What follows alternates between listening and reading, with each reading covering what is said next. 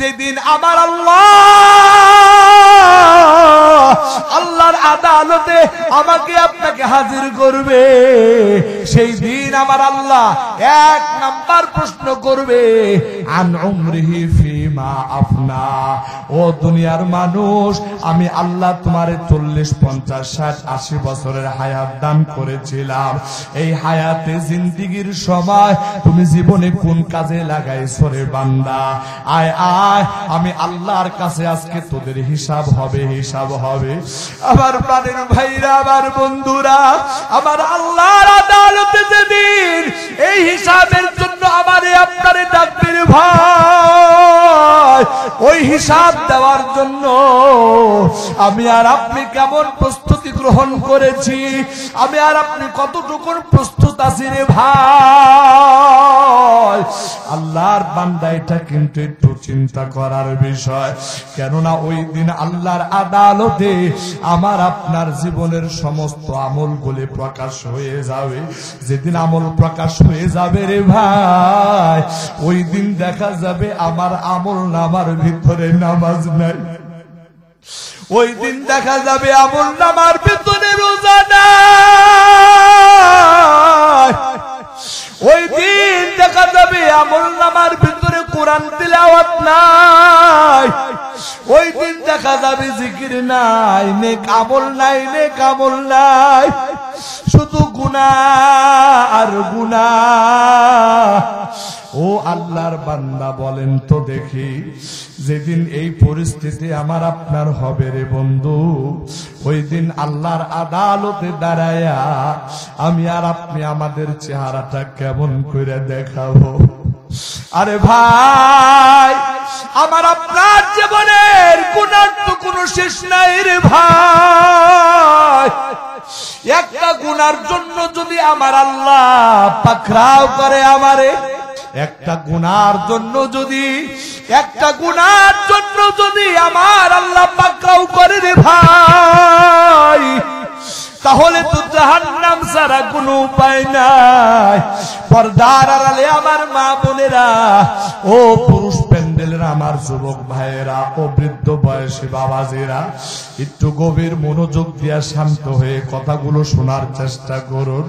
ও মা, ও আমার আব্বা, আল্লাহর আদালতে যখন দাঁড়ায়া একটা গুনার জন্য আমরা ধরা খেয়ে যাব, ওই একটা গুনার জন্য যেদিন ধরা খেয়ে যাব, ওই দিন আমাদের জাহান্নাম ছাড়া কোনো উপায় নাই।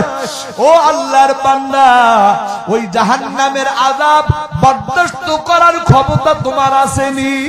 যদি কোনো ব্যক্তি বলো ওই জাহান্নামের আযাব বরদাস্ত করার ক্ষমতা আমার আছে, তাহলে বান্দা তুমি যাও, এই দুনিয়াতে তোমার যা খুশি সেটা তুমি করতে পারো, তুমি তো বড় বাহাদুর, তোমার ব্যাপারে আমার কোনো কথা নাই। আর যদি কোনো বান্দা বলে হুজুর ওই জাহান্নামের আযাব বরদাস্ত করার ক্ষমতা আমার নাই, আমার বন্ধুরা, আল্লাহর বান্দা, একটু গভীর ভাবে কথাগুলি শোনো, তাহলে ওই বান্দাদের জন্য আমার আলোচনা, আমার নসিহত। ওরে আল্লাহর বান্দা, এই দুনিয়াতে আমাদের জীবনের সময় কেটে গেছে গুনাহের মাধ্যমে, আমাদের জীবনের সময় কেটে গেছে, দিনের দিন কেটে গেছে গুনাহের মাধ্যমে, রাত কেটে গেছে গুনাহের মাধ্যমে, আমাদের জীবনের মাসগুলো কেটে গেছে, বছরগুলো কেটে গেছে গুনাহের মাধ্যমে। আরে ভাই, এই গুনাহগুলি নিয়ে আল্লাহর দরবারে যাওয়ার সাহস কেউ করিও না, বরং আমার আল্লাহ বলে, বান্দা, এই দুনিয়াতে তোমার পাহাড় সম পরিমাণ গুনাহ হয়ে গেছে, আমি আল্লাহর রহমত থেকে নিরাশ হইও না। আল্লাহর বান্দা, এই দুনিয়াতে উহুদ পাহাড় সম পরিমাণ গুনাহ হয়েছে, আমি আল্লাহর রহমত থেকে নিরাশ হইও না। আমার আল্লাহ বলতেছে, আমার বান্দারা, আমি আল্লাহর রহমত থেকে নিরাশ হইও না। ও বান্দা, আমি কথা দিলাম, গুনাহের জন্য অনুতপ্ত হইয়া যদি আমি আল্লাহর দিকে ফিরে আসো রে বান্দা। আমি আল্লাহ কথা দিলাম, আমি আল্লাহ তোমার জীবনের তামাম গুনাহ খাতা মাফ করে দেব। যেই মুহাম্মদ সাল্লাল্লাহু আলাইহি ওয়াসাল্লামের বিরোধিতার মধ্যে, চরম শত্রুতার মধ্যে লেগে আছে, কিন্তু আমার নবীর চাচা আবু তালেব আমার নবীজিকে চতুর্দিক থেকে তিনি পাহারাদারি করেন। যে পাহারাদারির কারণে মক্কার একজন কাফেরও আমার নবীর দিকে হাত বাড়াইতে পারে না। প্রাণীর ভাইরা আমার, বন্ধুরা আমার, এই আবু তালেবের ইন্তেকাল যখন হয়ে যাবে রে ভাই, আমার নবীর কলিজা ফেটে যায়। যে আবু তালেব এত দরদি ছিলেন আমার নবীর প্রতি, যে আবু তালেব দ্বীন ও ইসলামের কাজের জন্য নিজে শেল্টার দিয়ে কাজ করাইতেন, সেই আবু তালেব নবীজির আপন চাচা বিদায় হয়ে যাচ্ছেন, কিন্তু কালিমা পড়ে নাই। বারবার চাচার শিওরের মধ্যে যাইয়া বলে, ও চাচা একবার শুধু কালিমাটা পড়ে দেন, একবার শুধু কালিমা পড়ি না, আর কিচ্ছু লাগবে না। আমার আল্লাহর আদালতে আমি আপনার জন্য দাঁড়ায়া সুপারিশ করব গো চাচা। মক্কার কাফের বেঈমানরা বলে, ও আবু তালিব, তুমি কি শেষ পর্যন্ত তোমার ঘরে লালিত পালিত হওয়া ভাতিজার ধর্ম কবুল করে নিবা? এ আবু তালেব, তুমি কি বাপ দাদার ধর্মের ভিতরে চুনকালি মাখিয়া তুমি দুনিয়া থেকে বিদায় নিবা? এই আবু তালেব, তুমি চিন্তা করে দেখো না, তোমার বিদায়ের পরে মক্কার লোকেরা তোমার নাম কিভাবে স্মরণ করবে? এই কথা যখন বলে, আমার নবীর চাচা আবু তালেব আবারও তিনি তার মনটা শক্ত করে ফেলে কালেমা তিনি পড়ে না। ওরে বন্ধু, এইরকম ভাবে আবু তালেব দুনিয়া থেকে বিদায় হয়ে গেল। আমার নবীজির কলিজা যেন ফেটে যাইতেছে। আহারে, এত দরদি আমার চাচা, যে কিনা দুনিয়াতে আমার জন্য এত সাপোর্ট করলো, দিন ইসলামের কাজে এত সাপোর্ট করলো, আমার ওই চাচা বেঈমান হয়ে দুনিয়া থেকে বিদায় হয়ে গেল।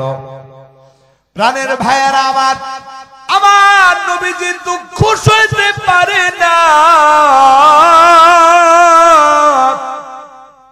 কলিজা ফেটে চৌচির হয়ে যাচ্ছে। আমার আল্লাহ নবীজিকে সতর্ক করার জন্য সাথে সাথে পবিত্র কোরআনুল কারীমের আয়াত নাজিল করলেন, ইন্নাকা লা তাহদি মান আহবাবতা ওয়ালাকিন্নাল্লাহ ইয়াহদি মান ইয়াশা।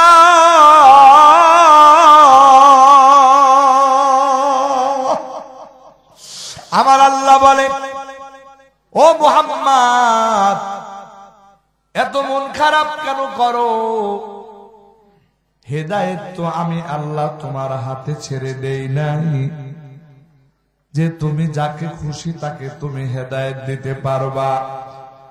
বরং হেদায়েত আমি আল্লাহ নিজ হাতে রেখেছি। আমি আল্লাহ যাকে খুশি তাকে হেদায়েত দিব, যাকে দিব না তাকে দিব না, এটা আমার ব্যাপার।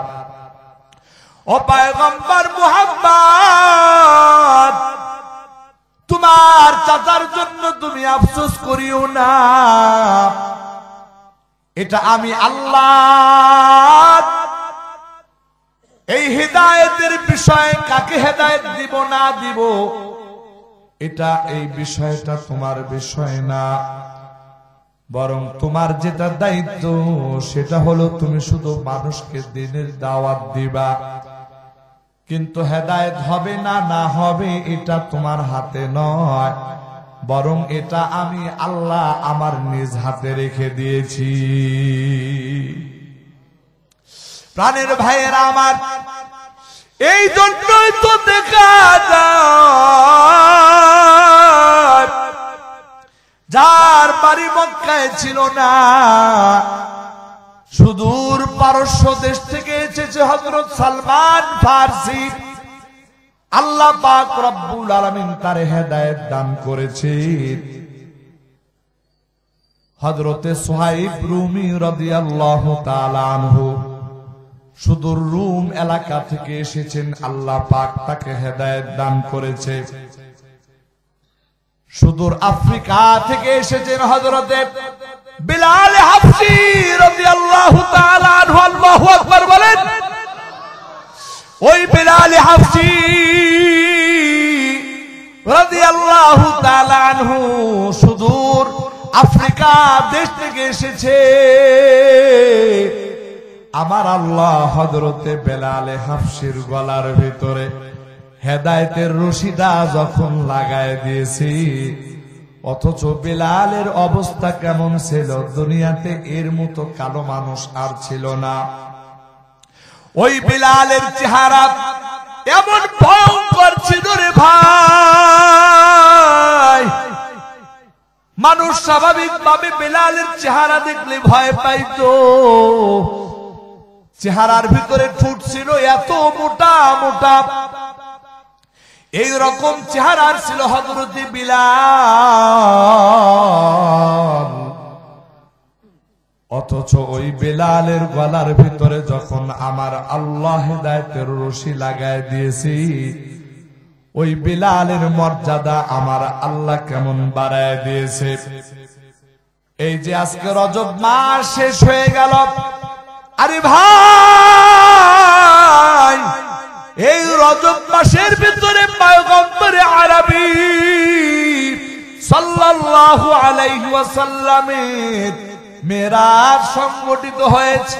আমার বন্ধুরা, ওই মেরাজের রাত্রিতে আমার নবী যখন জান্নাত ভ্রমণ করে, জান্নাত ভ্রমণ করার পর জান্নাতের ভিতরে দেখতে পাইলেন কে যেন হাঁটাহাঁটি করে, পায়ের জুতার আওয়াজ শোনা যায় কিন্তু মানুষ দেখা যায় না। ও জিবরাইল, কে হাঁটতেছে গো? জান্নাতের ভিতরে কে হাঁটতেছে? পায়ের আওয়াজ শোনা যায় কিন্তু তারে তো দেখা যায় না।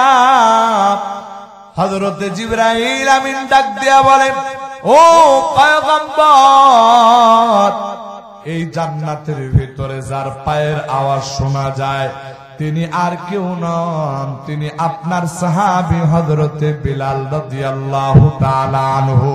একটু আওয়াজ দিয়া জোরে জোরে বলেন সুবহানাল্লাহ।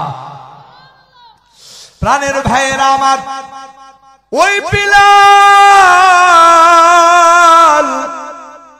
দুনিয়াতে বিন্দু পরিমাণ তার কোনো মর্যাদা ছিল না, কোনো নেতৃত্ব ছিল না, টাকা পয়সা ছিল না,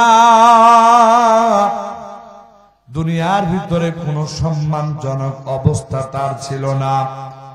কিন্তু শুধুমাত্র হেদায়েত পেয়ে যাওয়ার কারণে ওই বিলালের মর্যাদা এত বেড়ে গেছে রে ভাই। বিলাল দুনিয়াতে হাঁটে, ওই হাঁটার আওয়াজ আমার আল্লাহ জান্নাতে পৌঁছায়া দেয়। আল্লাহু আকবার, আল্লাহু আকবার। প্রাণের ভাইয়েরা আমার, এই কথাই তো বুঝাইতে চাই, হেদায়েত কে পাবে কে পাবে না এটা জানেন কে? কথা বলেন। আমার বন্ধুরা, যার চেহারা সুন্দর এই হেদায়েত পেতেও পারে নাও পারে, যার টাকা পয়সা বেশি সে হেদায়েত পেতেও পারে নাও পারে, যে উচ্চ বংশের মানুষ সে হেদায়েত পেতেও পারে নাও পারে। ওরে বন্ধু, এই বিষয়টাই আমি আপনাদেরকে বুঝাইতে চাই। আল্লাহর কাছে সদা সর্বদা হেদায়েতের মুহতাজ হয়ে থাকা। যদি হেদায়েতের মুহতাজ হয়ে থাকা, যদি আল্লাহর কাছে হেদায়েত চায়, আমার আল্লাহ রব্বুল আলামিন হেদায়েত দিয়ে দেন। একটু আওয়াজ দিয়া জোরে জোরে বলেন সুবহানাল্লাহ। আমার আল্লাহ পবিত্র কোরআনে বলেন, ওয়াল্লাযীনা জাহাদু ফীনা লানাহদিয়ান্নাহুম সুবুলানা ওয়া ইন্নাল্লাহা লামাআল মুহসিনিন। আমার আল্লাহ বলে, যেই বান্দা আমি আল্লাহরে পাওয়ার জন্য মুজাহাদা করবে, আমি আল্লাহকে পাওয়ার জন্য চেষ্টা সাধনায় লিপ্ত হবে, আমি আল্লাহ কথা দিলাম অবশ্যই অবশ্যই ওই বান্দারে আমি আল্লাহ আমার রাস্তা দেখায়া দেই। সুবহানাল্লাহ বলে। আমার প্রাণের ভাইরা, আমার বন্ধুরা, হেদায়েত আমার আল্লাহর দান রে ভাই। কার হেদায়েত কিভাবে আসবে এটা আমিও জানি না, এটা আপনিও জানেন না। আল্লাহর বান্দা, এই দুনিয়ার বিখ্যাত একজন আল্লাহর বান্দা ছিলেন, তার নাম ছিল বাদশাহ ইব্রাহিম ইবনে আদহাম। এই দুনিয়াতে যত বড় বড় আল্লাহওয়ালা আছে রে ভাই, এই আল্লাহওয়ালাদের প্রথম সারির নাম নিতে গেলে ইব্রাহিম ইবনে আদহাম নামক একজন বাদশার নামও চলে আসে। আমার প্রাণের ভাইরা, আমার বন্ধুরা, ওই ইব্রাহিম ইবনে আদহাম সে কিন্তু প্রথমে এইরকম আল্লাহওয়ালা বুজুর্গ মানুষ ছিল না, বরং তিনি ছিলেন একজন দুনিয়াদার বাদশা। দুনিয়াদার বাদশা মানে দিন চিন্ত না, আল্লাহ নবী রাসূল কোরআন কিতাব কোনো কিছুই জানতো না, বুঝতো না। ওরে বন্ধু, কোনটা জায়েজ কোনটা না জায়েজ, কোনটা হক কোনটা না হক কোনো কিছুই জানতো না, কোনটা হালাল কোনটা হারাম কোনো কিছুই তার বুঝ ছিল না। এই রকম একজন আল্লাহ ভোলা মানুষ, দুনিয়ার শান শৌকতের একজন বাদশা। ওই বাদশার নাম ইব্রাহিম ইবনে আদহাম। ওই ইব্রাহিম ইবনে আদহাম এমন একজন দুনিয়াদার বাদশা ছিল রে ভাই। কিন্তু ওই বাদশা কেমন করে হেদায়েত পেয়ে গেলেন, এই আলোচনাটুকুন একটু আপনাদেরকে শোনাইতে চাই। ওরে বন্ধু, আমি এই আশা নিয়ে শোনাইতে চাই, জীবনে কোনোদিন আর আপনাদের মাঝে আমি আসব কিনা, জীবনে আর কোনোদিন আপনাদের মাঝে আর কথা বলার সুযোগ হবে কিনা রে ভাই। অন্তরের দরদ নিয়ে, মনের আবেগ নিয়ে কিছু কথা শোনাইতে চাই। আমার উদ্দেশ্য হলো আল্লাহ ভোলা বান্দারা যেন আল্লাহর পথে চলে আসে, বেনামাজি বান্দারা যেন নামাজের পথে চলে আসে, যারা হক হালাল বুঝে না তারা যেন হক হালাল বুঝনেওয়ালা হয়ে যায়। পর্দার অন্তরালে আমার মা বোনেরা যারা আছেন, আমি আমার মা বোনদেরকেও বলতে চাই, ও মা, কথাগুলো দিলের কান্দে শুনুন মা, এই কথাগুলো কাজে লাগতে পারে রে। আল্লাহর কাছে মাকবুল হওয়া এটা কত বড় বিষয়। বাদশা ইব্রাহিম ইবনে আদহাম রাহমাতুল্লাহি আলাইহি, তিনি তখন দুনিয়াদার একজন বাদশা ছিলেন। দুনিয়াদার বাদশা, দুনিয়াদার বাদশা মানে কোন জিনিস এমন কোন গুনাহ নাই যে গুনাহ ওই বান্দা জীবনে করে নাই। কিন্তু বাদশার একটা অভ্যাস ছিল, অনেকগুলো অভ্যাস ছিল রে ভাই। এর ভিতরে একটা অভ্যাস ছিল, বাদশা শিকার করতে বড় পছন্দ করতেন। এই রকম মাসের ভিতরে 2-4 বার তিনি হরিণ শিকারের জন্য বের হয়ে যাইতেন। বাদশাহ ইব্রাহিম ইবনে আদহাম একদিন তার মনের ভিতরে হরিণ শিকারের ইচ্ছা যখন জেগে গেছে, আল্লাহর বান্দা হরিণ শিকারের ইচ্ছা জেগে যাওয়ার পর ওই বান্দা শিকার করার জন্য যখন তিনি তার রাজপ্রাসাদ থেকে বাহির হন, বাহির হওয়ার সময় একজন বাদীকে ডাক দেয়, ডাক দিয়া বলে, আমি তো শিকার কাজের জন্য যাইতেছি, আমার রাজপ্রাসাদটা সুন্দরভাবে একটু সাজায় গোছায়া পরিপাটি করে সুন্দর করে রাখো, আমি আসব, আসার পরে আমার রাজপ্রাসাদে বিশ্রাম নেব। এই কথা বলিয়া বাদশাহ ইব্রাহিম ইবনে আদহাম তিনি তার দরবার থেকে বাহির হয়ে গেলেন। আমার প্রাণের ভাইরা, আমার বন্ধুরা, তিনি যখন শিকার কাজে লেগে গেলেন, যে বাদীকে দায়িত্ব দেওয়া হলো, ওই বাদী বাদশার খাস কামরায় প্রবেশ করলেন।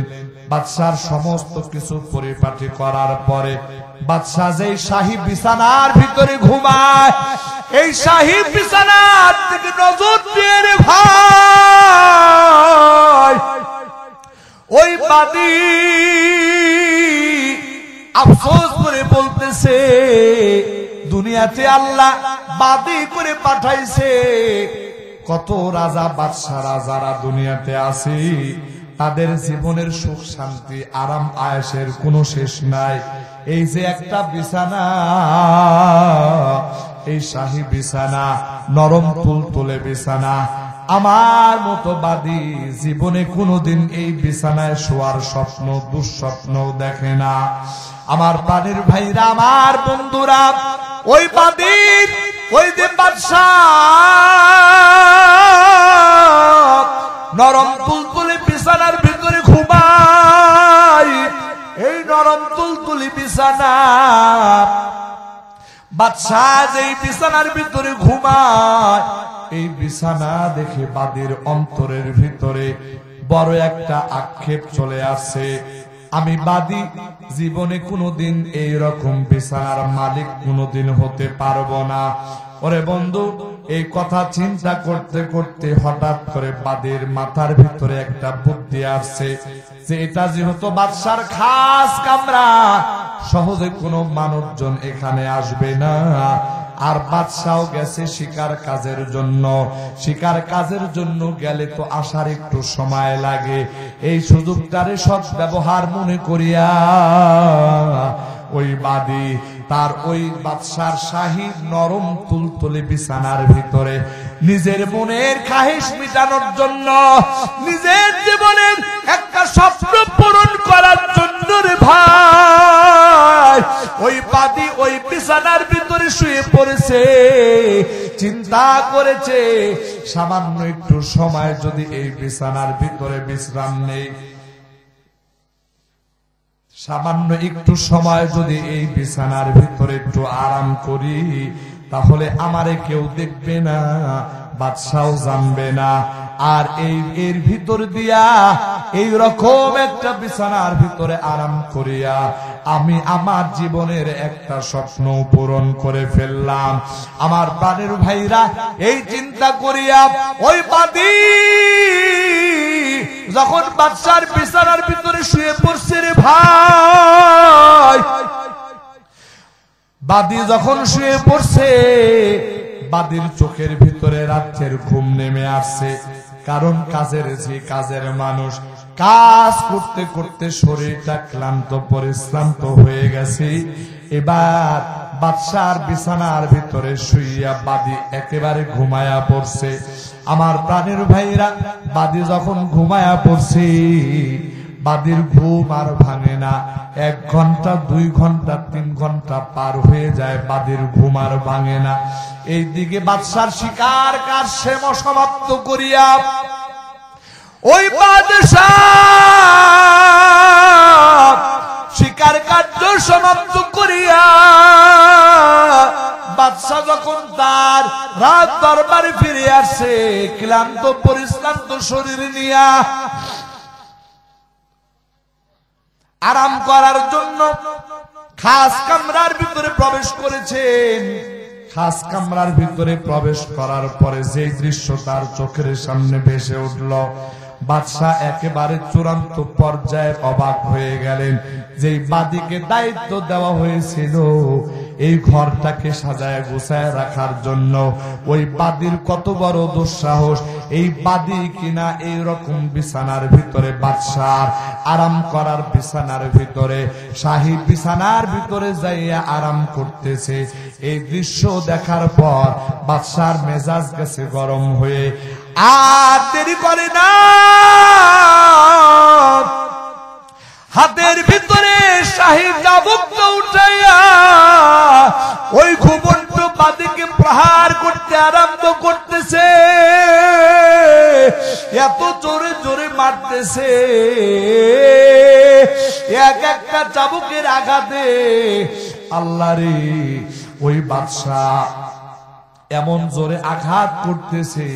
ওই বাদশার এই আঘাত যখন তার নরম তুলতুলে শরীরের ভিতরে যায় পড়ে, শরীরের চামড়াগুলি উঠে যায়, গোশত উঠে যায়, ফিটকে দিয়া রক্ত বাহির হইতে শুরু করে রে ভাই। ওই অবস্থার ভিতরে বাদী ধরফর করে ঘুম থেকে উঠে দেখতেছে সর্বনাশ, স্বয়ং বাদশা তো তার চোখের সামনে হাজির হয়ে গেছে। ওরে বন্ধু, তাড়াতাড়ি করে বাদশার বিছানা থেকে নামিয়া বাদশার পায়ের ভিতরে পড়ে গেছে। ও বাদশা জাহাপনা, আমার বড় ভুল হয়ে গেছে, বড় অন্যায় হয়ে গেছে। আমার এই রকম ভুল আর জীবনেও কোনোদিন হবে না। আমি আপনার কাছে ক্ষমা চাইতেছি। এই রকম ভুল আর জীবনে কোনোদিন আমার দ্বারা সংঘটিত হবে না। আমার বন্ধুরা, বাদশা মারতে মারতে এক সময় ক্লান্ত হয়ে যায়। ক্লান্ত হয়ে যাওয়ার পরে বাদীকে বলে, যা, আমি যেন জীবনে আর কোনোদিন তোর চেহারাটা না দেখি। এই কথা বলিয়া বাদী যখন বাদশার খাস কামরা থেকে বাহির হতে যাবে, একেবারে দরজার সামনে চলে গেছে। দরজার সামনে যাইয়া ওই বাদী আবার পিছন থেকে ফিরিয়া বাদশার নজরকে এড়ানোর চেষ্টা করে। বাদশার নজর এড়ায়া বাদী একটা মুস্কি হাসি দেয়। মুস্কি হাসি দেওয়ার পরে বাদী আস্তে করে বাদশার খাস কামরা থেকে বাহির হয়। কিন্তু বাদী যতই বাদশার নজর এড়ানোর চেষ্টা করুক, বাদশার নজরে সেই এড়াইতে পারে না। বাদশার নজরে পড়ে যায় তার হাসিটা। বাদশা চিন্তায় পড়ে গেল, এই বাদীরে এতক্ষণ পর্যন্ত মারলাম, তার শরীর থেকে চামড়া উঠলো, রক্ত বের হইল, এত কান্নাকাটি করে মাপ চাইল, এত কিছুর পরেও ওই বাদী হাসে। তার মানে আমি যে এতক্ষণ পর্যন্ত মারলাম, প্রহার করলাম, আর সে যে কান্নাকাটি করলো, বোঝা গেল এটা শুধু একটা নাটক ছাড়া আর কিছু না। আমার বন্ধুগণ, বাদশার মিজাজ আরো গরম হইয়া যায়। আবার ওই বাদীকে বাদশা ডাক দেয়, ডাক দিয়া বলে, এ বাদী, আমি তোরে এত মারলাম, তুই তোর শরীর থেকে রক্ত বের হলো, তুই আমার কাছে ক্ষমা চাইলি, এরপরে আবার আমার খাস কামরা থেকে বাহির হওয়ার সময় মুস্কি হাসি দিয়া বাহির হয়ে গেলি, বিষয়টা কি রে বাদী? আমি যে তোরে এতক্ষণ মারলাম, এটা কি নাটক ছিল নাকি? বাদী ডাক দিয়া বলে, ও বাদশা জাহাপনা, না না, এটা কোনো নাটক ছিল না, বরং আপনার আঘাতে আমার শরীর জর্জরিত হয়ে গেছে। বাদশা বলে, যদি এমনটাই হবে তাহলে তোমার মুখের মধ্যে কেন হাসি আসলো? এই রকম সময় তো হাসি আসার কথা না, বিষয়টা কি? বাদী বলে, বাদশা গো, এই বিষয়টা যদি ভেঙে আপনার কাছে ব্যাখ্যা করে বলতে যাই, হয়তোবা আপনার আরো গুসা চলে আসতে পারে। তখন আপনি যদি আমারে আবার প্রহার করেন, আবার যদি মারপিট শুরু করেন, তাহলে এই দুনিয়া থেকে আমাকে বিদায় নেওয়া ছাড়া আর কোনো উপায় থাকবে না। আমার প্রাণের ভাইরা, আমার বন্ধুরা, এই কথা যখন শোনা বাদশা বলে, যা কথা দিলাম তুমি সত্য কথা বলবা, আমি তোমারে আর একটা চাবুকের আঘাত করব না, আর একটা ধমক দেব না। ওরে বাদী, সত্য করে বল তোর হাসির কারণটা কি? বাদী ডাক দিয়া বলে, ও বাদশা জাহাপনা, এই যে একটা শাহী বিছানা, এই শাহী বিছানার ভিতরে সামান্য কয়েকটা ঘন্টা আরাম করার কারণে আজকে আপনার হাতে আমার এত প্রহার সহ্য করতে হলো, এতগুলো মার আমাকে হজম করতে হলো। ওগো বাদশাহ, এই মায়ের দ্বারা তো আমি বেঁচে গেলাম, আখেরাতে আর আমাকে কেউ পাকড়াও করবে না। কিন্তু আমি চিন্তা করলাম, যেই মানুষগুলো এইরকম বিছানার ভিতরে যুগের পরে যুগ শুয়ে আরাম করতেছে, আল্লাহর নাফরমানি করতেছে, না জানি এই মানুষগুলি যেদিন আল্লাহর আদালতে যাবে, সেদিন আমার আল্লাহ না জানি তারে কত প্রহার করবে। জাহান্নামের ফেরেশতারা না জানি তার পিঠের উপরে কত হাজার লক্ষ কোটি প্রহার করবে। এই কথা চিন্তা করিয়া আমি একটু হাসলাম যে আমার বিচার তো হয়ে গেছে, এই বিচার দুনিয়াতে শেষ, আখেরাতে আর বিচার নাই। কিন্তু যারা এই রকম দুনিয়ার জীবনে বছরের পর বছর এই রকম ভাবে এই রকম আরামের বিছানায় ঘুমায়, এই রকম শাহী বিছানায় ঘুমায়, না জানি আল্লাহর আদালতে তাদের পরিণতিটা কি দাঁড়াবে। আমার প্রাণের ভাইরা, আমার বন্ধুরা, এই কথা যখন শুনেছেন ভাই, এবার বাদশাহ বাদীকে বলে, যা। বাদী সঙ্গে সঙ্গে বাদশার সামনে থেকে চলে যায়। বাদশাহ এবার নিজের বিছানার ভিতরে শুইয়া পড়ে, কিন্তু তার শরীর ক্লান্ত।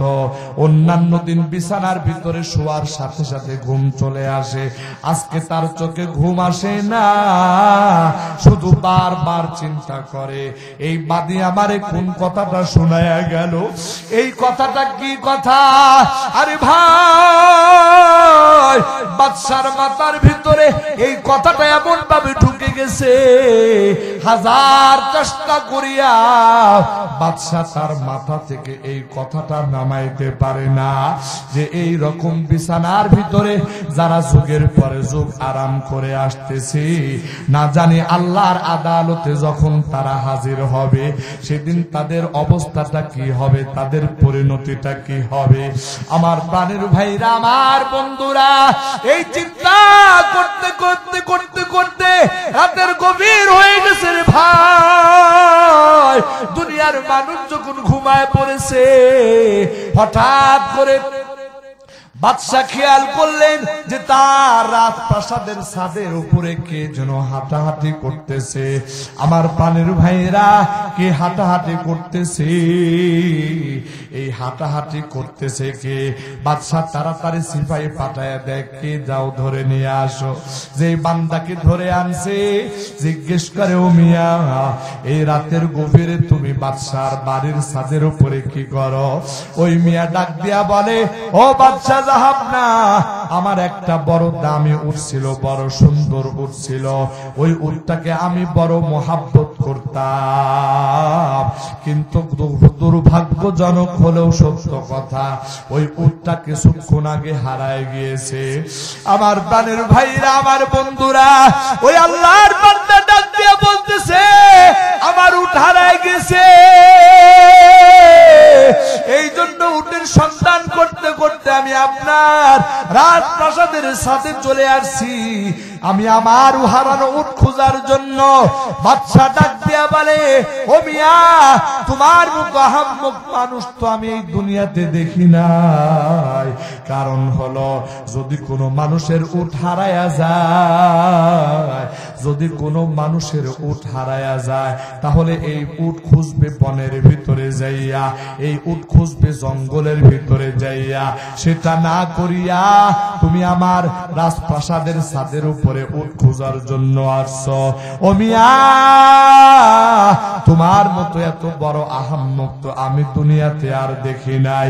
এই কথা যখন বলি তখন আল্লাহর বান্দা বলে, ও বাদশাহ, আমার উট হারায় গেছে বনে জঙ্গলে না খুঁজিয়া আপনার রাজপ্রাসাদের ছাদের উপরে খোঁজার কারণে যদি আমি এত বড় আহাম্মক হই, তাহলে তো আমার দৃষ্টিতে আপনি আরো বড় আহাম্মক।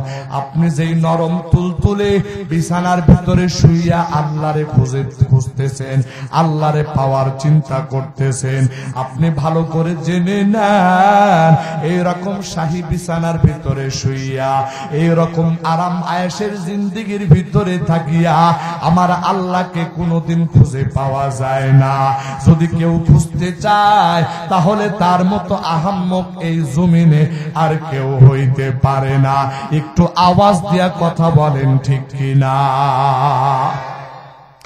আমার প্রাণের ভাইয়েরা, এই কথাটুকু শুনিয়া ওই বাদশা ইব্রাহিম ইবনে আদহাম, আল্লাহু আকবার, ওই বান্দার মাথা খুলে গেছে, আল্লাহর বান্দার চিন্তা ঢুকে গেছে। আসলেই তো আমি একটা বিরাট বড় ভুলের মধ্যে ছিলাম, আমি এত বড় ভুলের মধ্যে আছি। এই ভুলের মধ্যে থাকিয়া আমার জীবনটা যদি পার হয়ে যায় আল্লাহর আদালতে, আমি যেদিন হাজিরা দেব রে ভাই, ওই দিন আমি আল্লাহর আদালতে কি নিয়ে দাঁড়াবো? আমার বন্ধুরা, বাদশা ইব্রাহিম ইবনে আদহামের মাথার ভিতরে কথাটা ঢুকে গেছে। ওই বাদশা আর দেরি করে না, তাড়াতাড়ি রাজ্যের সমস্ত মন্ত্রী আমলাদেরকে ডাকলেন, রাষ্ট্রীয় কাজ কারবার বুঝায় দিয়া ওই বাদশা ইব্রাহিম ইবনে আদহাম আল্লাহর বান্দা, আল্লাহরে পাওয়ার জন্য, আল্লাহর পথে খোঁজার জন্য, আল্লাহ পাওয়ার জন্য ওই আল্লাহ ভোলা মানুষটা রাতের অন্ধকারে বাহির হইয়া আল্লাহরে পাওয়ার জন্য মুজাহাদায় লিপ্ত হয়ে গেছে। আমার আল্লাহ বলেন, ওয়াল্লাযীনা জাহাদু ফীনা লানাহদিয়ান্নাহুম সুবুলানা ওয়া ইন্নাল্লাহা লামাআল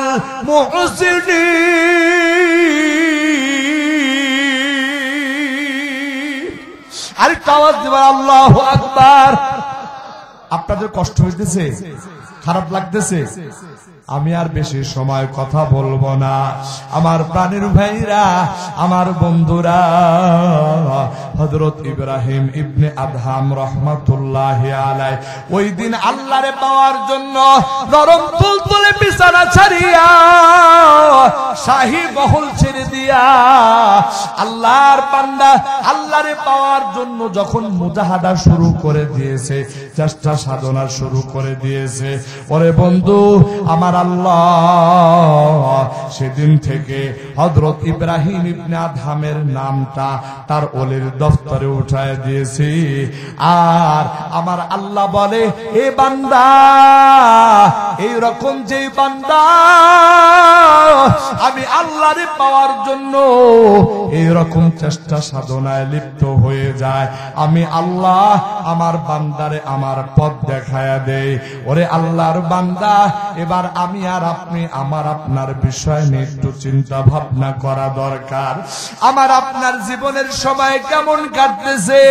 আরে ভাই, আমার আল্লাহ পবিত্র কুরআনুল কারীমের মধ্যে বলতেছেন, আল্লাযী খালাকাল মাউতা ওয়াল হায়াতা লিয়াবলুয়াকুম আইয়ুকুম আহসানু আমালা ওয়া হুয়াল আজিজুল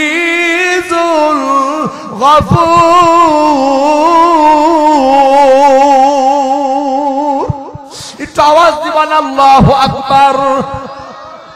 আমার আল্লাহ বলে, ও দুনিয়ার ইমানদার শুনো রে, আমি আল্লাহ হায়াত সৃষ্টি করেছি, আমি আল্লাহ মওত সৃষ্টি করেছি। কেন রে বান্দা? আমি আল্লাহ এটা পরীক্ষা করার জন্য যে তোমাদের ভিতরে কোন কোন বান্দা নেক আমল করে। আমার প্রাণের ভাইরা, আমার বন্ধুরা, এই কথা আমার আল্লাহ দুনিয়ার মানুষকে এইভাবে বুঝাইতে চান। ও দুনিয়ার ইমানদার, আমি আল্লাহ তোমাকে হায়াত দান করেছি 50 বছর, 60 বছর, 80 বছর, 100 বছর। ও বান্দা, এই হায়াতে জিন্দেগি যখন শেষ হয়ে যাবে তখন তোমরা কবর জগতে চলে যাইবা। ওই কবর জগৎ থেকে, আলমে বরজখ থেকে আমার আল্লাহ আবার আমাকে তোমাকে আল্লাহর আদালতে হাজির করবে। আমার প্রাণের ভাইরা, আমার বন্ধুরা, ওই যেদিন আমার আল্লাহর আদালতে আমাকে আপনাকে হাজির করবে, সেই দিন আমার আল্লাহ 1 নাম্বার প্রশ্ন করবে, আন উমরিহি ফিমা আফনা। ও দুনিয়ার মানুষ, আমি আল্লাহ তোমারে 40, 50, 60, 80 বছরের হায়াত দান করেছিলাম। এই হায়াতে জিন্দেগির সময় তুমি জীবনে কোন কাজে লাগাইছো রে বান্দা? আয় আয়, আমি আল্লাহর কাছে আজকে তোদের হিসাব হবে, হিসাব হবে। আমার প্রাণের ভাইরা, আমার বন্ধুরা, আমার আল্লাহর আদালতে যেদিন এই হিসাবের জন্য আমারে আপনারে ডাকবেন ভাই, ওই হিসাব দেওয়ার জন্য আমি আর আপনি কেমন প্রস্তুতি গ্রহণ করেছি, আমি আর আপনি কতটুকু প্রস্তুত আছি রে ভাই। আল্লাহর বান্দা, এটা কিন্তু একটু চিন্তা করার বিষয়। কেননা ওই দিন আল্লাহর আদালতে আমার আপনার জীবনের সমস্ত আমলগুলি প্রকাশ হয়ে যাবে। যেদিন আমল প্রকাশ হয়ে যাবে রে ভাই, ওই দিন দেখা যাবে আমার আমল নামার ভিতরে নামাজ নাই। ওই দিন দেখা যাবে আমল নামার ভিতরে রোজা নাই। ওই দিন দেখা যাবে আমল নামার ভিতরে কোরআন তিলাওয়াত নাই। ওই দিন দেখা যাবে জিকির নাই, নেক আমল নাই, নেক আমল নাই, শুধু গুনাহ আর গুনাহ। ও আল্লাহর বান্দা, বলেন তো দেখি, যেদিন এই পরিস্থিতি আমার আপনার হবে রে বন্ধু, ওই দিন আল্লাহর আদালতে দাঁড়ায়া আমি আর আপনি আমাদের চেহারাটা কেমন করে দেখাবো? আরে ভাই, আমার আপনার জীবনের গুনার তো কোনো শেষ নাই রে ভাই। একটা গুনার জন্য যদি আমার আল্লাহ পাকড়াও করে আমারে, একটা গুনার জন্য যদি কোনো বান্দারে আল্লাহ পাকড়াও করে, আমার প্রাণের ভাইরা, এটা হিদায়াতে কথা বলতেছি, মনোযোগ দিয়ে শোনার চেষ্টা করুন। একটা গুনার জন্য যদি, একটা গুনার জন্য যদি আমার আল্লাহ পাকড়াও করে রে ভাই, তাহলে তো জাহান্নাম ছাড়া কোনো উপায় নাই। পর্দার আড়ালে আমার মা বোনেরা, ও পুরুষ প্যান্ডেলের আমার যুবক ভাইয়েরা, ও বৃদ্ধ বয়সী বাবাজিরা, একটু গভীর মনোযোগ দিয়া শান্ত হয়ে কথাগুলো শোনার চেষ্টা করুন। ও গোমা, ও আমার আব্বা, আল্লাহর আদালতে যখন দাঁড়ায়া একটা গুনার জন্য আমরা ধরা খেয়ে যাব, ওই একটা গুনার জন্য যেদিন ধরা খেয়ে যাব, ওই দিন আমাদের জাহান্নাম ছাড়া কোনো উপায় নাই। ও আল্লাহর বান্দা, ওই জাহান্নামের আযাব বরদাস্ত করার ক্ষমতা তোমার আসেনি? যদি কোনো ব্যক্তি বলো ওই জাহান্নামের আযাব বরদাস্ত করার ক্ষমতা আমার আছে, তাহলে বান্দা তুমি যাও, এই দুনিয়াতে তোমার যা খুশি সেটা তুমি করতে পারো, তুমি তো বড় বাহাদুর, তোমার ব্যাপারে আমার কোনো কথা নাই। আর যদি কোনো বান্দা বলে হুজুর ওই জাহান্নামের আযাব বরদাস্ত করার ক্ষমতা আমার নাই, আমার বন্ধুরা বন্ধুরা, আল্লাহর বান্দা একটু গভীরভাবে কথাগুলি শুনো, তাহলে ওই বান্দাদের জন্য আমার আলোচনা, আমার নসিহত। ওরে আল্লাহর বান্দা, এই দুনিয়াতে আমাদের জীবনের সময় কেটে গেছে গুনাহের মাধ্যমে, আমাদের জীবনের সময় কেটে গেছে, দিনের দিন কেটে গেছে গুনাহের মাধ্যমে, রাত কেটে গেছে গুনাহের মাধ্যমে, আমাদের জীবনের মাসগুলো কেটে গেছে, বছরগুলো কেটে গেছে গুনাহের মাধ্যমে। আরে ভাই, এই গুনাহগুলি নিয়ে আল্লাহর দরবারে যাওয়ার সাহস কেউ করিও না, বরং আমার আল্লাহ বলে, বান্দা এই দুনিয়াতে তোমার পাহাড় সম পরিমাণ গুনাহ হয়ে গেছে, আমি আল্লাহর রহমত থেকে নিরাশ হইও না। আল্লাহর বান্দা, এই দুনিয়াতে উহুদ পাহাড় সম পরিমাণ গুনাহ হয়েছে, আমি আল্লাহর রহমত থেকে নিরাশ হইও না। আমার আল্লাহ পবিত্র কোরআনে বলতেছেন, ইয়া ইবাদি আল্লাযীনা আসরাফু আলা আনফুসিহিম লা তাকনাতু মির রাহমাতিল্লাহ ইন্নাল্লাহা ইয়াগফিরু যুনুবা জামিআ ইন্নাহু হুয়াল গফুরুর রহিম। আমার আল্লাহ বলতেছে, আমার বান্দারা, আমি আল্লাহর রহমত থেকে নিরাশ হইও না। ও বান্দা, আমি কথা দিলাম, গুনাহের জন্য অনুতপ্ত হইয়া যদি আমি আল্লাহর দিকে ফিরে আসো রে বান্দা, আমি আল্লাহ কথা দিলাম, আমি আল্লাহ তোমার জীবনের তামাম গুনাহ খাতা মাফ করে দেব। ওরে আল্লাহর বান্দা, আমার আল্লাহ কেমন গুনাহ মাফ করনেওয়ালা। পয়গম্বর হযরত মূসা আলাইহিস সালাতু ওয়াস সালামের জামানার একটা ছোট্ট ঘটনা। হযরত মূসা আলাইহিস সালাতু ওয়াস সালামের জামানায় এইরকম দুর্ভিক্ষ শুরু হয়ে গেছে রে ভাই, অনাবৃষ্টি শুরু হয়ে গেছে, জমিনগুলো ফেটে একেবারে চৌচির হয়ে গেছে, মানুষের জীবন ধারণ করা মুশকিল হয়ে গেছে। অনেক অবলা প্রাণীরা আল্লাহ পানি না পেয়ে তারা মৃত্যুবরণ করতেছে। সমস্ত লোকেরা পয়গম্বর মূসার দরবারে হাজির। ও পয়গম্বর মূসা, এলাকার মানুষ তো মরে যাইতেছে, গবাদি পশুগুলি সব মরে একেবারে বিলুপ্ত হয়ে যাইতেছে, আল্লাহর কাছে একটু দোয়া করেন। পয়গম্বর মূসা মালিকের দরবারে দোয়া করে, রে ভাই, আমার আল্লাহ বলে এইভাবে হবে না, আপনার সমস্ত উম্মতদেরকে নিয়ে একটা ময়দানের ভিতরে জমা হইয়া আপনি দোয়া করবেন, আমি দোয়া কবুল করব। হযরত মূসা আলাইহিস সালাতু ওয়াস সালাম তার উম্মতের সমস্ত লোকদেরকে নিয়ে এক ময়দানের ভিতরে জড়ো হলেন। সবাই কান্নাকাটি করে আল্লাহর কাছে দোয়া করে, আল্লাহ বৃষ্টি দাও, জমিনটাকে ঠান্ডা করে দাও, আল্লাহ গবাদি পশুগুলি মারা যাইতেছে, আল্লাহ তুমি তাদেরকে বাঁচানোর ব্যবস্থা করো, আল্লাহ মানুষের জীবন কঠিন থেকে কঠিন হয়ে গেছে, আল্লাহ জমিনটার ভিতরে একটু বৃষ্টি দাও, বৃষ্টি দাও, জমিনটাকে একটু ঠান্ডা করে দাও। আমার আল্লাহ ডাক দেয়া বলে, ও পয়গম্বর মূসা, তোমার উম্মতের ভিতরে এমন একজন ব্যক্তি আছে, যেই ব্যক্তি জীবনে বুঝ হওয়ার পর থেকে নিয়ে জীবনে কোনোদিন আমি আল্লাহরে বলে, আমি আল্লাহ বলে ডাক দেয় নাই, জীবনে কোনোদিন আমি আল্লাহরে একটা সিজদা দেয় নাই, গোটা জীবন ভর শুধু নাফরমানি আর নাফরমানি করেছে।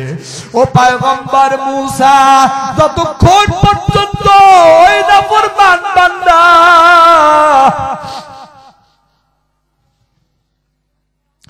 এই ময়দান থেকে বাহির না হবে, ততক্ষণ পর্যন্ত গুনাহ মাফ হবে না, বৃষ্টি হবে না। আমার বন্ধুরা, বন্ধুরা, পয়গম্বর মুসা বড় রাগান্বিত পয়গম্বর ছিলেন। সবার দিকে বড় বড় চোখ করে তাকায়, বলে কে এমন অপরাধী আছো, তাড়াতাড়ি বের হয়ে যাও। তোমার কারণে সমস্ত মানুষের কষ্ট, তোমার কারণে সমস্ত গবাদি পশুর কষ্ট হইতেছে, জমিনে বৃষ্টি হয় না, কে নাফরমান আছো, তাড়াতাড়ি বের হয়ে যাও। সবাই একজন আর একজনের দিকে তাকায়, কিন্তু এই ব্যক্তিদের ভিতরে যে আসল অপরাধী ব্যক্তি, ওই নাফরমান ব্যক্তি মনের ভিতরে তার ধরা খেয়ে গেছে। আল্লাহর বান্দা ধরা খেয়ে গেছে। আল্লাহর বান্দা মনে মনে চিন্তা করতেছে, আজকে এতগুলি মানুষের মধ্য থেকে যদি আমি এখন বাহির হইয়া যাই, তাহলে গোটা ময়দানের মানুষ আমার দিকে তাকায় থাকবে, গোটা দেশের মানুষ আমার সমালোচনা করবে, গোটা দেশের মানুষ আমার উপরে ক্ষিপ্ত হয়ে যাবে। আমার বন্ধুরা, আল্লাহর বান্দা চিন্তা করে, যদি আমি বাহির হই তাহলে তো এই সমস্যা হবে, আবার যদি এই জায়গায় বসে থাকি তাহলে আমি গুনাহগার, আমার জন্য বৃষ্টি হবে না, সমস্ত মানুষের কষ্ট হবে, গবাদি পশুর কষ্ট হবে। আল্লাহর বান্দা ওই জায়গার ভিতরে বসিয়া কি করবে চিন্তা করে পায় না। হঠাৎ করে মনের অজান্তে মালিকরে ডাক দিয়া ফলাইছে, আল্লাহু আকবার। মনের অজান্তে মালিকরে ডাক দিয়া ফলাইছে, ডাক দিয়া বলে, আল্লাহ এই ময়দান থেকে বের হলে গোটা দেশের মানুষ জেনে ফেলবে আমি বড় আসামি। আল্লাহ বারবার মতো আসামি যদি এই জায়গায় বসে থাকি, তুমি বৃষ্টিও দিবা না। ওগো আল্লাহ, আজকে এমন একটা বিপদে পড়েছি, এই বিপদ থেকে তুমি ছাড়া আমারে কেউ বাঁচানোর নাই। ওগো আল্লাহ গো, আজকের এই বিপদ থেকে যদি তুমি বাঁচায়া দাও, আল্লাহ আমি তওবা করতেছি, আমি তোমার কাছে কথা দিতেছি গো আল্লাহ, জীবনে আর কোনদিন গুনাহ করব না, যতদিন জমিনে বেঁচে থাকবো গো আল্লাহ, আর জীবনে তোমার নাফরমানি কোনদিন করব না। আমার প্রাণের ভাইরা, এই কথা বলিয়া বলিয়া আল্লাহর বান্দা চোখের পানি ফালায়াও কাঁদতে পারে না, কারণ কান্নেই তো ধরা খেয়ে যাবে। কিন্তু মনে মনে আল্লাহর বান্দা অনুতপ্ত হইয়া যখন গোপনে গোপনে আমার আল্লাহকে ডাক দিয়েছে, আমার আল্লাহ সঙ্গে সঙ্গে ওই বান্দার ডাকে সাড়া দিয়া ফেলাইছে। একটু আওয়াজ দিয়া জোরে জোরে বলেন সুবহানাল্লাহ। আমার প্রাণের ভাইয়েরা, ওই বান্দার ডাকে সাড়া দিয়া আমার আল্লাহ ওই বান্দার গুনাহগুলি মাফ করে দিয়া সাথে সাথে আসমানের ভিতরে মেঘ আমার আল্লাহ ভাসায় দিয়েছে। এমন ভাবে মেঘ ভাসতেছে, দেখে বোঝা যাইতেছে এখনই বৃষ্টি নামবে। পয়গম্বর মূসা আলাইহিস সালাতু ওয়াস সালামের উম্মতেরা বলে, ও পয়গম্বর মূসা, আপনি তো বলেছেন একজন পাপিষ্ঠ ব্যক্তির কারণে বৃষ্টি হবে না, ওই ব্যক্তি যতক্ষণ না বাহিরে যাবে তার কারণে বৃষ্টি হবে না। আমরা সবাই তো সাক্ষী, এই ময়দান থেকে কেউ বাহির হইল না, কিন্তু আসমানের পরিস্থিতি দেখতে দেখা যায় এই পরিস্থিতি এমন হয়ে গেছে যে আর কিছুক্ষণের ভিতরে বৃষ্টি নেমে যাবে। তাহলে আপনার আল্লাহ এটা কেমন কথা বললেন? এই কথা যখন বললেন, পয়গম্বর মূসা আল্লাহকে ডাক দেয়া বলে, আল্লাহ তুমি কেমন কথা বললা? তুমি না বললা একজন নাফরমান আছে, বাহির না হইলে বৃষ্টি দিবা না। আবার এখন এমন পরিস্থিতি যেন এখন বৃষ্টি নেমে যাবে। আবার আল্লাহ ডাক দিয়া বলে, এ পয়গম্বর মূসা, যেই বান্দার কারণে একটু আগে আমি আল্লাহ বৃষ্টি বন্ধ করেছিলাম, ওই বান্দার উসিলায় এখন আমি আল্লাহ বৃষ্টি দিয়ে দিতেছি। আল্লাহু আকবার, আল্লাহু আকবার। ওই বান্দার উসিলায় আমি বৃষ্টি দিতেছি। হযরত মূসা আলাইহিস সালাতু ওয়াস সালাম বলে, আল্লাহ আসলে তো বিষয়টা কিছুই বুঝলাম না। আমার আল্লাহ বলে, পয়গম্বর মূসা রে, আমার ওই বান্দা বাহির হয় না, এই ভয়ে সমস্ত মানুষ তারে দেখবে। আবার ভিতরে বসে বসে মনে মনে অনুতপ্ত হইতেছে, এই তার গুনার কারণে জমিনবাসী বৃষ্টি থেকে বঞ্চিত হয়ে যাবে। এই জন্য আমার বান্দা এই জায়গার ভিতরে বসিয়াই আমার বান্দা মনে মনে তওবা করে ফেলছে। আমার আলামি আল্লাহ আমার রহমতের দরিয়ার ভিতরে ঢেউ শুরু হয়ে গেছে। আমি আল্লাহ আমার বান্দার তওবা কবুল করিয়া ওই তওবার উসিলায় আমি আল্লাহ বৃষ্টি দেওয়ার সিদ্ধান্ত নিয়েছি। আমার বন্ধুরা, পয়গম্বর মূসা বলে, ও আল্লাহ, যেই বান্দার উসিলায় তুমি এখন বৃষ্টি দিবা, এই বান্দার চেহারাটা একটু দেখায়া দাও। আমার আল্লাহ বলে, পয়গম্বর মূসা রে, যেই বান্দারে এত নাফরমানি করার পরেও যেই বান্দারে আমি আল্লাহ দেখায় দেই নাই, আজকে আমার বান্দা তওবা করেছে, এই অবস্থায় আমি আমার বান্দার চেহারা তোমারে দেখাইতে চাই না। একটু আওয়াজ দিয়া জোরে জোরে বলেন সুবহানাল্লাহ। আমার দানির ভাইরা, আমার বন্ধুরা, এই ময়দানের ভিতরে যত মানুষ আছে রে ভাই, এমন কোন ব্যক্তি বলতে পারবে না জীবনে আমার কোনো গুনাহ নাই, এমন কেউ বলতে পারবে না। বরং এমন গুনাহ আছে, এই গুনার খবর যদি মা বাবা জানতো, হয়তো বা ঘাড়ে ধাক্কা দিয়ে ঘর থেকে বাহির করে দিত। এমন গুনাহ যাদের আমাদের আছে রে ভাই, আজকের এই ময়দান থেকে একটু তওবা করে যেতে চাই। আমার প্রাণের ভাইরা, আমার বন্ধুরা, এই মাহফিলে আমরা যারা উপস্থিত আছি, দুইটা হাত একটু আসমানের দিকে উঠায়া দে, সবাই দুইটা হাত আসমানের দিকে উঠায়া দে। আল্লাহরে ডাক দিয়া বলি, আল্লাহ জীবন ভর গুনাহ করেছি, আল্লাহ একটা গুনার জন্য যদি পাকড়াও করো, আমাদের বাঁচার কোনো উপায় থাকবে না গো আল্লাহ। ও গো আল্লাহ, তোমার দরবারে ফরিয়াদ করি, তোমার নাম রহমান রহিম গফফার সত্তার। আল্লাহ দয়া করিয়া জীবনের তামাম গুনাহগুলি তুমি মাফ করে দাও। আল্লাহ তওবা করতেছি রে মালিক, আজকের পর থেকে নিয়ে জীবনে এক ওয়াক্ত নামাজ ছাড়বো না, আর জীবনে মিথ্যা কথা বলবো না, আর কোন নারীর প্রতি প্রেজিং করব না, কোন মানুষের প্রতি জুলুম করব না, আর কোনদিন মাদক সেবন করব না, আর কোনদিন সুদ ঘুষ খাবো না গো আল্লাহ, আর কোনদিন তোমার নাফরমানি করব না। আয় আল্লাহ, দয়া করে আমাদের তওবাগুলি তুমি কবুল করে নাও। জীবনে কত তওবা করেছি, আবার ভঙ্গ করেছি গো আল্লাহ। আজকের এই ময়দানে আমরা যারা উপস্থিত আছি, আল্লাহ গো, যেই তওবা করলাম, এই তওবার উপরে মৃত্যুর আগ পর্যন্ত অটল থাকার তৌফিক দান করে দাও। একটু জবান খুলে আওয়াজ দেয়া জোরে জোরে বলেন আমিন। দুইটা হাত নামান।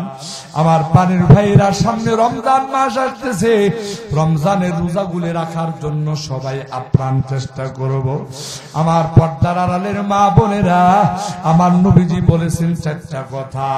এক নাম্বার কথা হলো, যদি 5 ওয়াক্ত নামাজ সময় মতো আদায় করো, দুনিয়ার মহিলারা শোনো। 2 নাম্বার আমল, যদি রমজান মাসের রোজা রাখো রে মা। আল্লাহর রাসূল নারীদের উদ্দেশ্যে বলেছেন 4টা আমল। 1 নাম্বার নামাজ, 2 নাম্বার রোজা, 3 নাম্বার হলো পর্দা, অর্থাৎ আল্লাহর পবিত্র বিধান, পর্দার বিধান। এই পর্দার বিধান মানিয়া চলা। 4র্থ নাম্বার, আপনার স্বামী যদি কালো হাফসিও হয়, এরপরেও আপনার স্বামী তার হুকুম মতো চলবেন, তার খেদমত করবেন। ওগো মা, আমার নবী বলেছেন এই 4টা আমলের দ্বারা আমার আল্লাহ জান্নাতের 8 দরজা আমার মা বোনদের জন্য খুলে দিবে। একটু জবান খুলে আওয়াজ দিয়ে বলেন সুবহানাল্লাহ। আমি আমার মা বোনদেরকে বলতে চাই, ওগো মা, আজকের এই ময়দানে আপনাদের উপস্থিতি সব থেকে বেশি গো মা। বেশি কিছু লাগবে না, জান্নাতে যাওয়ার জন্য মাত্র 4টা আমল করবেন গো মা। 1 নাম্বার 5 ওয়াক্ত নামাজ, 2 নাম্বার রমজান মাসের রোজা, 3 নাম্বার পর্দার বিধান মেনে চলা, 4র্থ নাম্বার স্বামীর খেদমত। এই 4 আমলের বিনিময়ে আল্লাহ রাসূল বলেছেন জান্নাতের 8 দরজা খুলে দিবে। ও মা, আজকে এই মাহফিল থেকে প্রতিজ্ঞা করে যান যে এই 4 কাজ আর জীবনে কোনোদিন ছাড়বেন না। আমি আমার মা বোনদের জন্য মাত্র 5 মিনিট কথা বলবো। আরে ভাই, এই জমানার বিখ্যাত বুজুর্গ হযরত বাইজিদ বুস্তামি রাহমাতুল্লাহি আলাইহি আল্লাহর বান্দা সফর করতেছে, হঠাৎ করে একটা পাখি পায়খানা করে দিয়েছে হযরত বাইজিদ বুস্তামির শরীর বরাবর। যখন পায়খানা করে দিয়েছে, হযরত বাইজিদ বুস্তামি রাহমাতুল্লাহি আলাইহি চোখ বড় বড় করিয়া ওই পাখির দিকে তাকায় বলে, এই পাখি, যদি অনিচ্ছায় করে থাকো মাফ হয়ে যাবে, আর যদি ইচ্ছাকৃত ভাবে করে থাকো ক্ষমা চাও, মাফ করে দিব, আর যদি ক্ষমা না চাও তোমার ধ্বংস অনিবার্য। আমার আল্লাহ ওই পাখির জবানটা খুলে দিছে। পাখি বলে, আমি ইচ্ছা করেই করছি, কিন্তু ক্ষমা চাবো না। এই কথা বলতে দেরি হযরত বাইজিদ বুস্তামি রাহমাতুল্লাহি আলাইহি ওই পাখির থেকে যখন একটু বড় বড় নজর করে তাকাইছে, ওই পাখি সাথে সাথে জ্বলিয়া পড়িয়া সারখার হয়ে গেছে। আল্লাহু আকবার। আমার বন্ধুরা, হযরত বাইজিদ বুস্তামি রাহমাতুল্লাহি আলাইহি এই ঘটনার পরে তিনি একদিন জঙ্গলের ভিতর দিয়ে কোথাও সফর করতেছে। এমন সময় মাগরিবের নামাজ হয়ে গেছে। আল্লাহর বান্দা ওযু করবে, নামাজ পড়বে, কিন্তু পানি নাই। আল্লাহর বান্দা কোথায় পানি পাবে? হঠাৎ করে একটা কুড়ি ঘর, এই কুড়ি ঘরের সামনে যখন আসছেন, তিনি বুঝতে পারলেন কুড়ি ঘরের ভিতরে মানুষের বসবাস আছে। হযরত বাইজিদ বুস্তামি বললেন, এই ঘরের ভিতরে কে আসো? একটু পানি দাও, ওযু করে নামাজ পড়বো। কোনো আওয়াজ নাই। আবার বলে, ঘরের ভিতরে কে আসো? একটু পানি দাও, ওযু করে নামাজ পড়বো। কোনো আওয়াজ নাই। তৃতীয়বার হযরত বাইজিদ বুস্তামি আরো রাগান্বিত হইয়া আরো চিৎকার করে বলতেছে, ঘরের ভিতরে কে আসো? তাড়াতাড়ি করে পানি দাও, ওযু করে নামাজ পড়ব। এমন সময় ঘরের ভিতর থেকে একজন মহিলার আওয়াজ ডাক দিয়া বলতেছে, ও বাইজিদ, একটু আগে ওই পাখির উপরে যে কেরামতি খাটাইছো, তুমি মনে করছো ওই কেরামতিটা তুমি এই জায়গাও খাটাইবা? আল্লাহু আকবার। হযরত বাইজিদ বুস্তামি আশ্চর্য হয়ে গেছে। তিনি বলতেছে, এই জঙ্গলের ভিতরে কে এমন ব্যক্তি, জীবনেও তো কোনোদিন আসি না। আবার একজন মহিলা আবার নাম বলতেছে, আর একটু আগে যে ঘটনা ঘটছে এই ঘটনা তো দুনিয়ার কোনো মানুষ জানে না। তাহলে এই মহিলাটা জানলো কিভাবে? হযরত বাইজিদ বুস্তামি রাহমাতুল্লাহি আলাইহি ওই মহিলাকে ডাক দিয়ে বলে, ও বোন, আমি যে বাইজিদ বুস্তামি, আমার চেহারাও তো তুমি দেখো নাই, কিন্তু আমার নাম যে বাইজিদ বুস্তামি এটা তুমি কেমন করে জানো? আর ওই পাখির যে ঘটনা দুনিয়ার কোন মানুষ তো আমার জানা মতে দেখি নাই, তাহলে এই খবর তুমি জানলা কোত্থেকে? এবার ওই মহিলা বলে, বাইজিদ, আমার তেমন কোন বুজুর্গি নাই, এই দুনিয়াতে আমার নবীর একটা হাদিসের উপরে আমল করেছি। 1 নাম্বার 5 ওয়াক্ত নামাজ আমি জীবনে নামাজ ছাড়ি নাই। 2 নাম্বার রমজান মাসের রোজা জীবনে রোজা ছাড়ি নাই। 3 নাম্বার পর্দার বিধান মেনে চলা জীবনে কোনোদিন বেপর্দা হই নাই। 4র্থ নাম্বার, আমার স্বামী একজন দুর্বল কাঠুরিয়া মানুষ, কিন্তু জীবনে কোনোদিন আমার স্বামীর কথার অবাধ্য হই নাই। এই 4টা কাজের বিনিময়ে আমার আল্লাহ আমাকে এমন পুরস্কার দান করেছে যে আমি যখন নামাজ পড়ি, নামাজ পড়ার পর যায় নামাজের মধ্যে বসিয়া যখন 2টা চোখ বন্ধ করে ফেলি, তখন আমার আল্লাহ পৃথিবীর আনাচে আনাচে কোনায় কোনায় যত আশ্চর্যজনক ঘটনা ঘটে, এই সমস্ত ঘটনা সিসি আকারের মতো আমার আল্লাহ আমার চোখের সামনে তুলে ধরে। একটু আওয়াজ দিয়া জোরে জোরে বলেন সুবহানাল্লাহ। আমার প্রাণের ভাইয়েরা, আমি আমার পর্দার অন্তরালের মা বোনদেরকে বলি, গো মা, এই 4টা কাজ শুধু আপনার আখিরাতের মুক্তির ব্যবস্থা নয়, আমার আল্লাহ এই জমিনের ভিতরেও আপনার অনেক মর্যাদা দান করবেন। আমার মা, এই জন্য এই 4টা কাজের উপরে আজকে কথা বললাম। আল্লাহ পাক যদি আবার তৌফিক দেয়, আবারও কোনোদিন আপনাদের মাঝে যদি আসার সুযোগ হয়, লম্বা চওড়া আলোচনা করব।